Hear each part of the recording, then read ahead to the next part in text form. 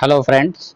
आज शोध ज्ञान क्लासेस के अंतर्गत बीएड सेकेंड सेमेस्टर विषय assessment of teaching and learning के अंतर्गत अभिक्षमता अर्थात एप्टीट्यूड और अभिरुचि अर्थात इंटरेस्ट से रिलेटेड कुछ वन लाइनर महत्वपूर्ण प्रश्नों को आगामी परीक्षा को ध्यान में रखते हुए बनाया गया है, जो आपके लिए उपयोगी एवं महत्वपूर्ण सिद्ध हो सकता है। आइए इसी क्रम में देखते हैं। पहला प्रश्न, अभिक्षमता से क्या अभिप्राय है? अभिक्षमता से अभिप्राय किसी विषय या क्षेत्र में ज्ञान हासिल करने या सीखने की अंतः शक्ति से है।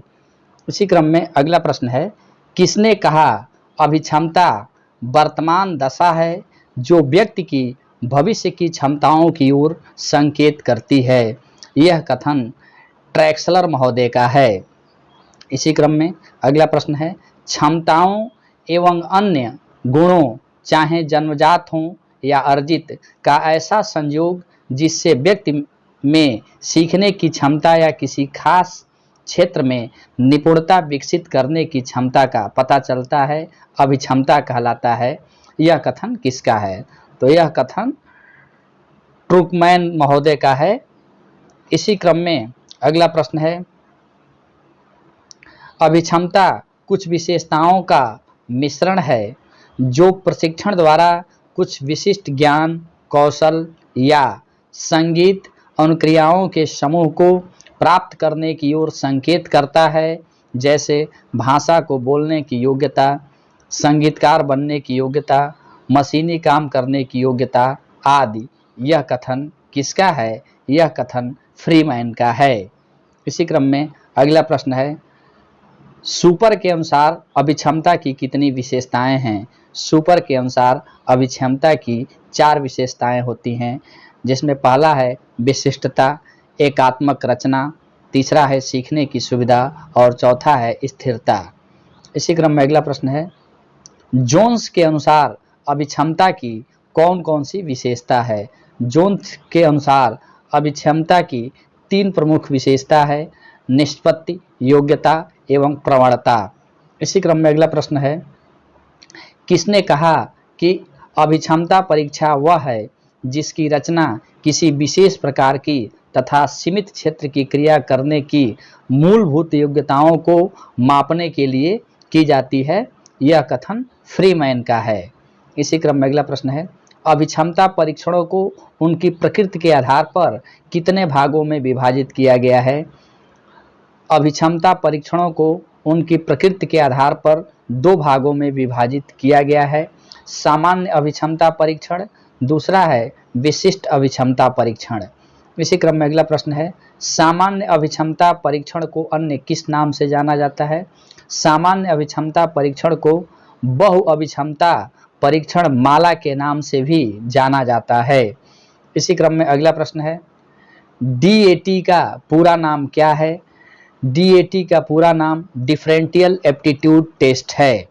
इसी क्रम में अगला प्रश्न है, जीएटीबी का पूरा नाम क्या है?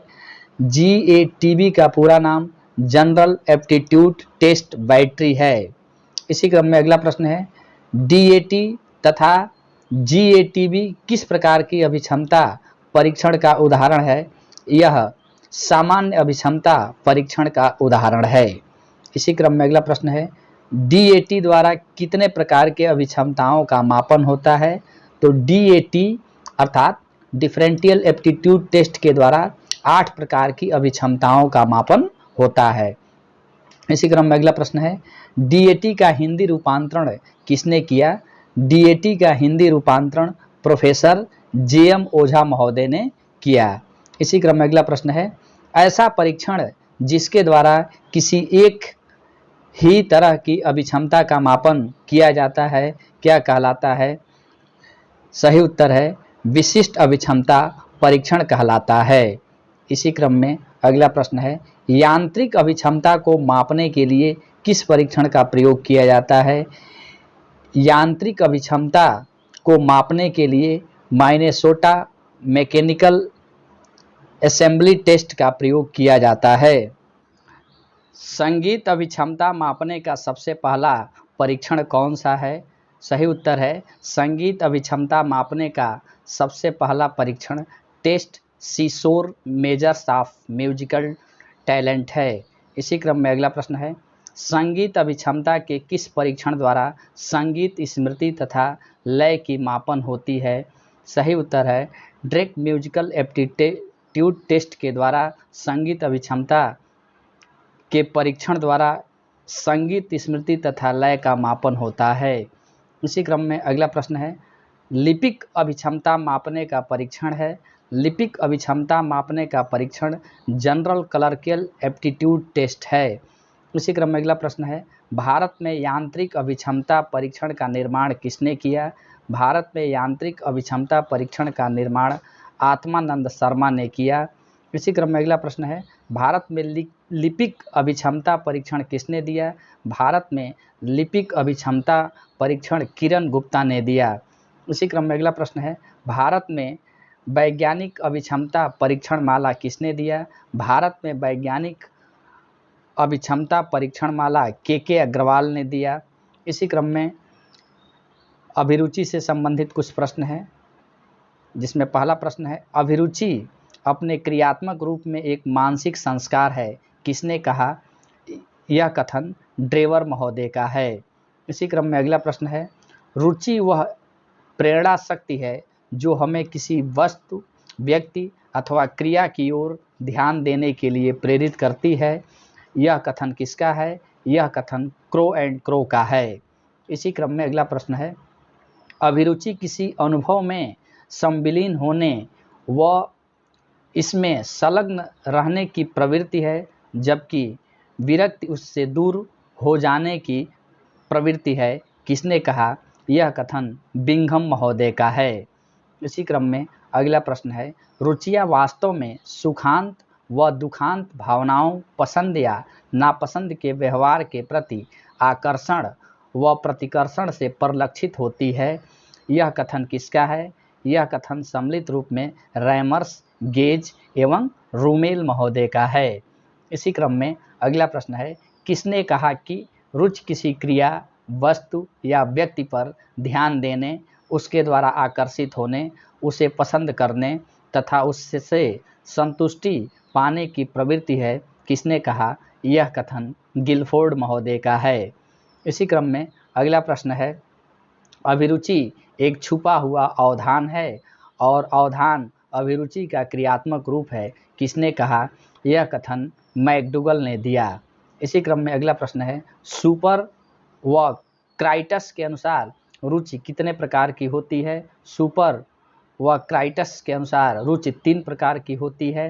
पहला है व्यक्त या अभिव्यक्त अभिरुचि, दूसरा प्रकट या प्रदर्शित अभिरुचि, तीसरा है सूचित अभिरुचि।